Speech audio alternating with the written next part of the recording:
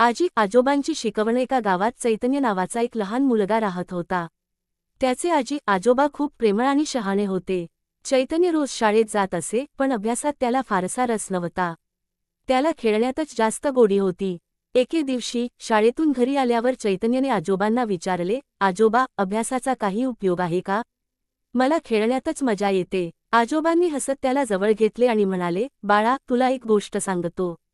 ऐकशील का? चैतन्यने उत्सुकतेने मान डोलवली. आजोबा म्हणाले, एकेकाळी एका शेतकऱ्याला 2 बैल होते. एक मेहनती आणि दुसरा आळशी.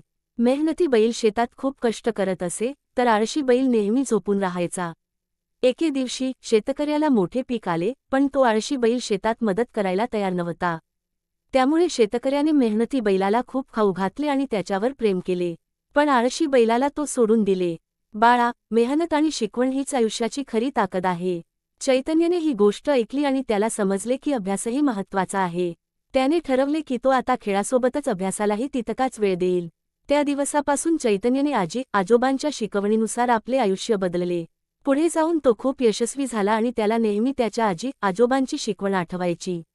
शिकवण, मेहनत, शिकवण आणि समजूतदारपणा यामुळेच आयुष्य समृद्ध होते.